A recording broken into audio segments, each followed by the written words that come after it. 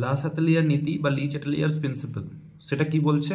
If a system under equilibrium is subjected to change in pressure, temperature or concentration, then the equilibrium will shift itself in such a way so as to reduce the effect of that change. যদি কোনো system equilibrium attend করে থাকে সেই সময় আমরা যদি তার pressure, temperature বা গাঢ়ত্বকে পরিবর্তন করি তাহলে সিস্টেম নিজেকে এমনভাবে কোনো দিকে শিফট করবে, হতে পারে ফরওয়ার্ড দিকে, হতে পারে ব্যাকওয়ার্ড দিকে শিফট করবে যাতে যে পরিবর্তনটা এনেছি সেই পরিবর্তনটাকে প্রশমিত করা যায়। একটু বোঝার চেষ্টা করি।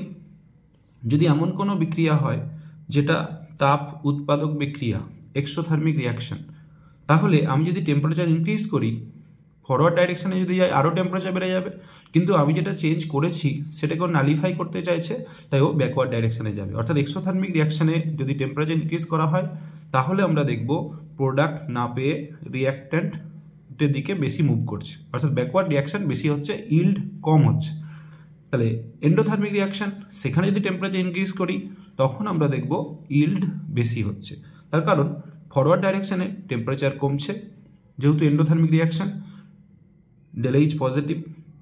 একই রকমভাবে কোনো একটা রিয়াকশন সেখানে আমরা দেখছি যে গ্যাসিয়াস রিয়াক্ট্যান্টস বা প্রোডাক্টসগুলো আছে তার রাইট সাইডে টোটাল মোল যা রয়েছে লেফট সাইডে তার চেয়ে কম আছে, অর্থাৎ প্রোডাক্টের টোটাল মোল রিয়াক্ট্যান্টের টোটাল মোলের চেয়ে বেশি।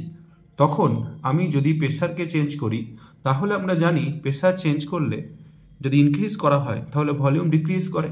তাহলে আমি যখন প্রেসারকে ইনক্রিজ করব তখন রিয়াকশানটা লেফট সাইডে যাবে, কেন লেফট সাইডে টোটাল মোল কম আছে অর্থাৎ ভলিউম কম আছে। যদি প্রেসার ডিক্রিজ করি তাহলে রিয়াকশানটা রাইট সাইডে যাবে, কেন রাইট সাইডে ভলিউম বেশি আছে, তার কারণ নাম্বার অফ মোলস বেশি।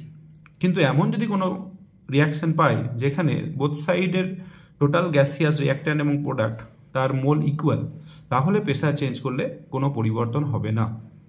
এছাড়াও তোমাকে পড়তে হবে ক্যাটালিস্ট অ্যাড করলে কি হয়, ইনার্ট গ্যাস অ্যাড করলে কি হয়। Thank you for watching.